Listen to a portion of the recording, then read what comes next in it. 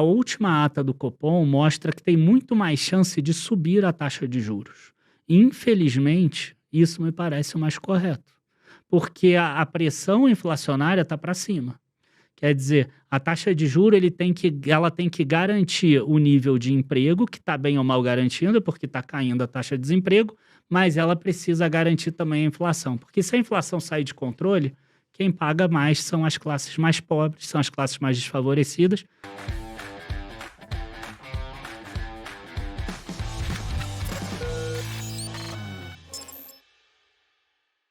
A bolsa de valores, na sua opinião, ela tá barata ou não tá barata?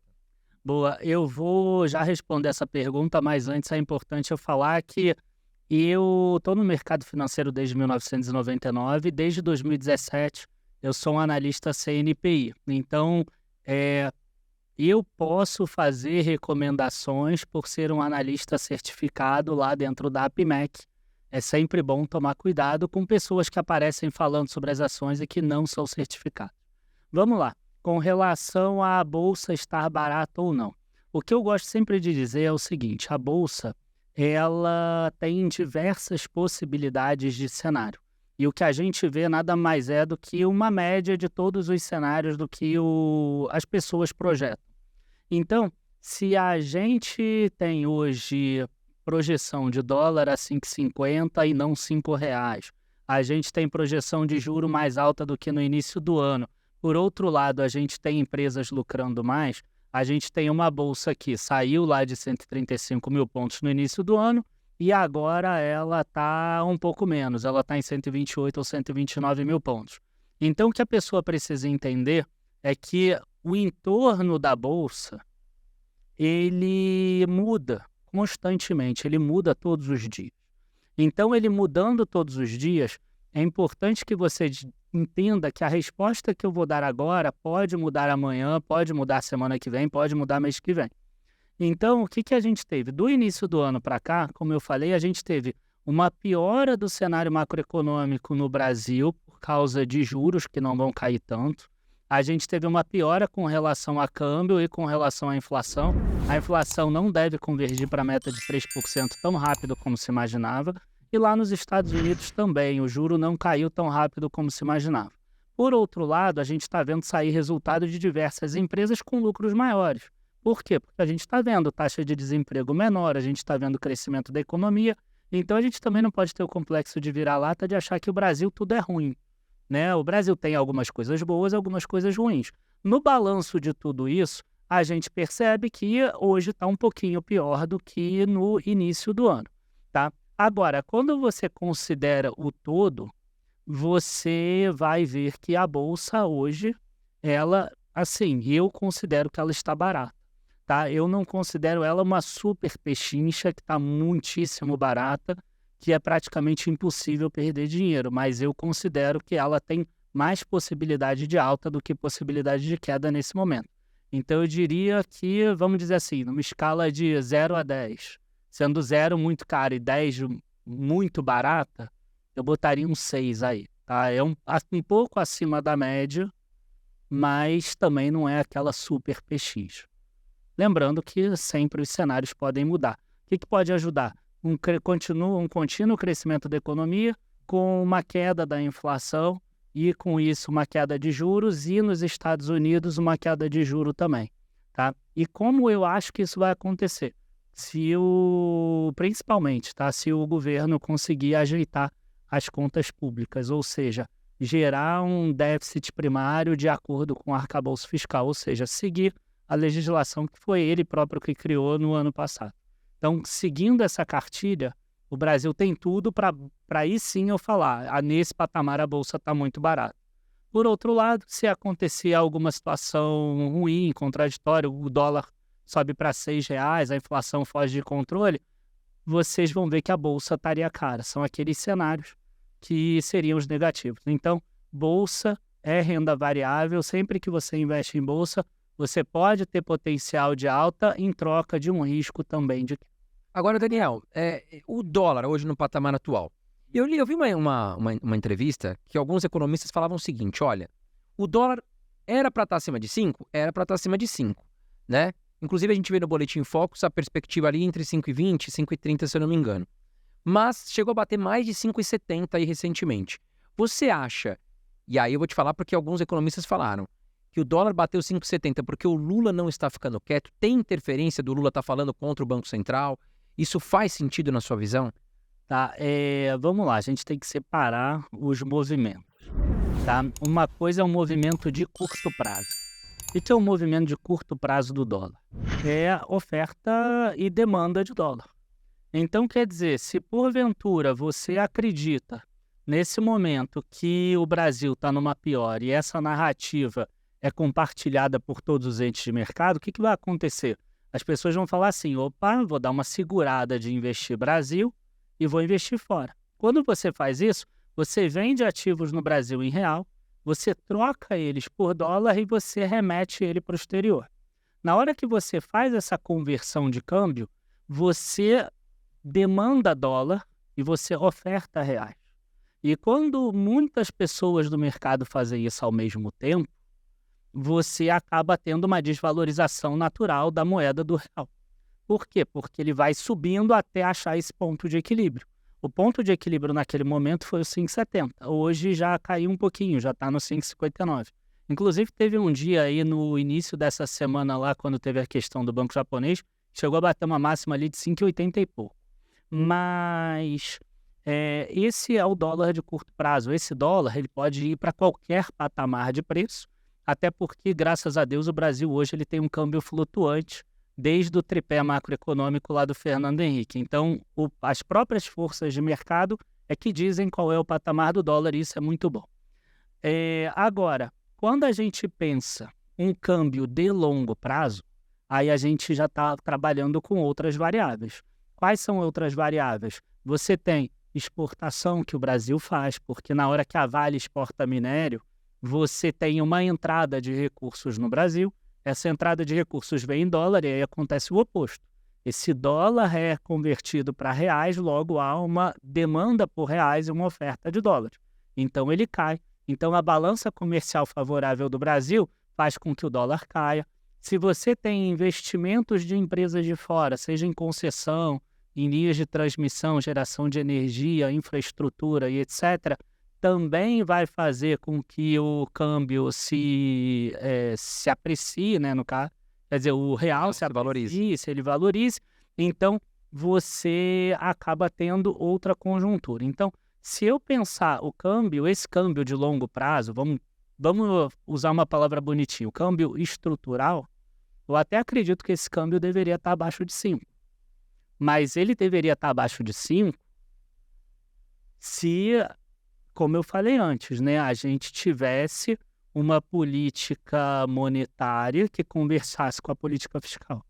Para quem não entende, política monetária é o Banco Central colocando o juro e tentando controlar a inflação. Tá? A política fiscal é o governo que arrecada X reais de impostos e ele tem X reais de despesas. Se você tiver essas duas forças se conversando e trabalhando em equipe, a gente tem uma convergência desse câmbio naturalmente para baixo. Então, hoje, a gente tem entrada de capital da balança comercial, a gente tem entrada de capital de investimento, a gente tem um pouco de saída de capital de lucro de empresas internacionais aqui no Brasil, mas esse somatório aqui ele é positivo. O que está negativo é exatamente o dinheiro que sai dos mercados emergentes e está indo para fora, e esse sim acaba sendo impactado por política. Então, acabando com o risco, entre aspas, político, ele teria tudo para cair. Falar um pouquinho da questão da Selic, que é uma discussão intensa, né? Ah, mas quem está certo, né? O Campos Neto, de não reduzir agora, a questão, né? A gente vê o Lula ali também batendo de frente, que quer que reduza. Como é que funciona isso para o pessoal entender e quem que está certo nesse caso? Bom, Carol, é uma ótima pergunta. Obrigado por perguntar, porque é interessante a gente verificar o seguinte, a gente tem que saber como é que cada um dos dois pensa. Né? O Lula, ele é o presidente do Brasil. Para ele é importante que o Brasil cresça a economia e gere emprego, né? E para o Brasil crescer e gerar emprego, um juro mais baixo, assim como os empresários também prefeririam isso, um juro mais baixo tira do papel muitos investimentos, né? Vamos imaginar que, por exemplo, hoje uma empresa, sei lá, igual a Neoenergia, Neoenergia é distribuidora, igual uma Engie Brasil, por exemplo, igual uma Auren Energia, elas podem construir uma geradora, por exemplo, eólica. Só que ela descobre que a taxa de retorno dessa geradora eólica é 11%, por exemplo. Se ela conseguir captar 7%, é lindo esse negócio para ela. Se ela captar 10,5%, já é mais complicado. Talvez ela não tire do papel esse investimento. Tá? É claro que aí você vai ter alguma eficiência tributária e etc., que não vem ao caso, mas é mais para o pessoal ter uma ideia de como é que funciona. Então, o juro baixo, você acaba tirando alguns investimentos da gaveta e você faz esses investimentos. Na hora que você faz esses investimentos e você adquire esse crédito com um custo de dívida mais baixo, você acaba gerando emprego, você aumenta a quantidade de energia, de infraestrutura, enfim, saneamento, você aquece a economia e você acaba aumentando, né, a renda do trabalhador como um todo, né, a massa bruta aí de renda do trabalhador. Então, para o presidente da República, é muito importante que a taxa de juros caia. Para os empresários, é muito importante que a taxa de juros caia. Só que a Dilma, não muito tempo atrás, ela fez a experiência no Brasil de cair uma taxa de juros. A inflação do Brasil estava lá em 6,5%, por exemplo, a taxa de juros estava em 7,25%. Quer dizer, o juro real do Brasil estava mínimo. E aí o que aconteceu? O dólar saiu de R$ 2,10 para R$ 4,00. E aí a inflação no ano seguinte saiu de 6 e pouco, que foi para 10%, e aí a taxa de juros teve que subir rápido, e aí o Brasil entrou na maior recessão desde o início da série histórica do PIB, que foi 2015 e 2016, o Brasil caiu mais de 3% em cada um dos anos. Nem na pandemia, em 2020, teve uma queda tão forte assim, porque foi uma queda em um ano só, e aquela queda de um ano não foi maior do que os 2 anos somados. Então, a gente passou por uma recessão que ficou muito tempo. A taxa de desemprego foi a 14%. Então, o custo para as pessoas, para a economia, de você cair a taxa de juros sem ter as condições adequadas, é muito grande. Depois, o povo paga, de uma forma, paga caro. Exatamente. Então, o que a gente vê aí nesse momento? Tá? Novamente, se a política monetária e fiscal se conversassem, a gente conseguiria ter um prêmio de risco menor. O que é o prêmio de risco? Você tem uma inflação no Brasil que hoje, aí nos últimos 12 meses, está em 4,2%, e o investidor que vai investir no Brasil, ele não quer ganhar só 4,2%, ele quer ganhar mais do que isso.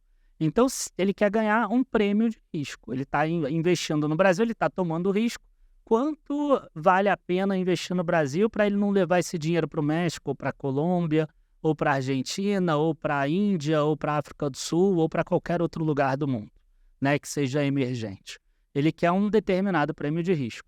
Quando você tem uma economia mais sólida, você consegue reduzir esse prêmio de risco. Então, o Brasil, por muito tempo, né, ele trabalhou ali com 4,5% de prêmio de risco, o que levaria a Selic para 8,7%. No atual momento, os juros no Brasil estão meio estressados. Então, o mercado está trabalhando aí em torno de 6%, 6 e pouco por cento, que é aquela taxa que você que investe no Tesouro Direto deve ver lá do IPCA+, IPCA mais 6, IPCA mais 6,2 e etc. Então, hoje a gente está trabalhando com essa taxa mais ou menos ali de uns 6%, se você botar em juros compostos, que também não vem ao caso que vai ficar técnico, tá? Mas aí você chega nesse 10,5%. Agora, respondendo a pergunta, né? Porque eu rodei para explicar para o pessoal, mas agora respondendo se quem está certo, né? O Lula ou o Campos Neto. Cada um está olhando a sua parte, né? E eu acho que é importante que tenha autonomia do Banco Central para que ele consiga poder fazer isso com autonomia, não correndo o risco de, sei lá, ser demitido ou qualquer coisa. Hoje, da forma como está, a última ata do Copom mostra que tem muito mais chance de subir a taxa de juros. Infelizmente, isso me parece o mais correto, porque a pressão inflacionária está para cima. Quer dizer, a taxa de juros ela tem que garantir o nível de emprego, que está bem ou mal garantindo, porque está caindo a taxa de desemprego, mas ela precisa garantir também a inflação. Porque se a inflação sair de controle, quem paga mais são as classes mais pobres, são as classes mais desfavorecidas, e o próprio Lula, ele cita isso já em algumas entrevistas, falando que ele não pode deixar a inflação sair de controle, nem o câmbio por causa disso. Então, eu acho que ele está certo de manter essa taxa. Infelizmente, não é a taxa que a gente gostaria como brasileiro e como economia, mas mas é o que nós temos para o momento. Novamente, né, espero que passe para um cenário em que a gente possa trabalhar com uma taxa de prêmio de risco menor. E para não falar que é só problema do Brasil, quando os Estados Unidos cair a taxa dele também, que está uma taxa alta, já reduz um pouco esse prêmio de risco no mundo todo. Então, o Brasil também não é uma ilha em relação ao mundo, né? Também está com uma taxa de prêmio mais alta, porque os Estados Unidos estão com juros aí mais de 5%. Né? Lá a inflação está hoje em 2,6%, então quer dizer, se os Estados Unidos está com um prêmio de risco de 2,4%, 2,5%, o Brasil tem que ter um prêmio de risco maior, infelizmente. Então o Brasil também fica refém da taxa de juros dos Estados Unidos. Você citou o IPCA mais 6. Falando em renda fixa hoje para os investidores aqui, faz sentido? É um bom prêmio, digamos assim? IPCA mais 6, na sua opinião? Bom, eu vou aproveitar para fazer um jabá aí para o pessoal me seguir no canal do YouTube aqui, porque a gente já tem aí um canal desde 2016 e lá a gente faz muitos vídeos bacanas, toda quarta e sábado saem vídeos novos. Em um desses vídeos, eu fiz um estudo desde 2010 com dados aí foi da Economática, que Investidor 10 não tem os dados da renda fixa desde 2010, né? Mas aí eu peguei os dados lá da Economática do IPCA 2035 e eu coloquei ele contra a Selic do lado, né? Porque muitas pessoas investem em renda fixa como? Investem em renda fixa assim, consegui uma taxa aqui, um CDB 100% CDI. Aí outro vai conseguir 103, conseguir 105, aí fica aquela disputa, né, para quem conseguiu mais. Mas a Selic, ela gira em torno de 101% do CDI, ela é um pouquinho acima do CDI. E eu calculei esse IPCA contra a Selic em janelas de 4 anos. Para você ter uma ideia, eram mais de 2.500 janelas diferentes. Com a taxa de 6,28, o IPCA mais 6,28 em janelas de 4 anos ganhou todas as janelas da Selic. Então, eu não estou falando que eu acho que é uma boa. É assim que a gente trabalha no Dica de hoje. A gente pega os dados e a gente estuda os dados para ver se é realmente o que o Daniel acha. Tem muitas hipóteses que eu crio e que chega no final e a conclusão é que não é o que o Daniel acha também. Então, essa foi uma comprovação. O que acaba atrapalhando agora, para você que está aí muito animado também, baixar um pouquinho a bola? Né? Criatura, né, que você chama. Criatura. Boa. Atenção aqui, né, também. É o seguinte, muitas das vezes, esses 4 anos, teve períodos que talvez nos primeiros 2 anos o cara ainda perdeu mais 15% enquanto a Selic estava lá subindo. E aí ele foi ganhar tudo nos últimos 2. Então, eu estou falando de janelas de 4 anos. Não adianta você comprar hoje, daqui a 6 meses o teu título ter se desvalorizado e você reclamar que o Daniel não sabe nada, que é uma porcaria, que ele errou, não sei o quê. Eu estou falando de janelas de 4 anos. Tá? Eu fiz o estudo em janelas de 1 ano também. Com essa taxa do 6,28, agora eu não vou lembrar de cabeça, mas dava em torno de 87% das vezes ganhando da Selic. Mas enfim, né? A pessoa, tem alguns que são azarados mesmo, né? Sempre que ele compra, aí cai. Mas a pessoa... Sempre que ele vende, aí sobe. Aí esse cara vai comprar e vai cair, entendeu? Então... É uma pergunta que fazem muito para nós, é o prazo. Menos de 1 ano, 2, 1 ali não compensa por causa do imposto. Mas qual que você acha que vamos supor assim, até 4 anos, ou você acha que vale a pena 2035? Tem gente que acha que é muito tempo. O que você pensa disso, Daniel? Bom, o que eu passo para os meus assinantes, para os meus clientes, é o seguinte, que a primeira coisa que você tem que entender é que os teus investimentos, eles têm que estar casados com objetivos teus. Aí depois você tem que pensar, esse teu objetivo é um objetivo fixo ou é um objetivo variável? Né? Porque às vezes você fala assim, o meu objetivo é de longo prazo. Eu quero ir ver a Copa de 2030. É um objetivo de mais de longo prazo. Mas é um objetivo fixo. A Copa de 2030 vai ser em 2030 naquele determinado mês. Né? Às vezes tem, por exemplo, um cara, ele quer casar. Mas, eu quero casar em 2028. Mas se em 2028 as condições estiverem ruins, ele pode casar em 2029, em 2030. É um objetivo variável. Eu quero me aposentar em 2045, mas se as condições estiverem ruins, não tem problema, eu posso me aposentar em 2047, assim como se as condições estiverem boas, eu posso me aposentar em 2042. Tá? Então, você tem alguns objetivos que são fixos e alguns que são variáveis. Se você estiver diante de um objetivo fixo, que você tem uma data determinada, eu sempre recomendo que a pessoa invista no título que tem o vencimento. Então, teu objetivo é em 2029. Você vai investir no título 2029. Mas eu acho que o 2045 vai subir mais. Tá bom, mas se ele não subir e der um revés qualquer aí, tu vai perder dinheiro, tu vai vendendo prejuízo, vai ser uma porcaria para você. Entendeu? É importante falar disso, né? Marcação a mercado, porque muita gente acaba errando nisso, né? Claro. Vende mais barato e aí complica. Então tem que tomar bastante cuidado, né, Daniel? Sim.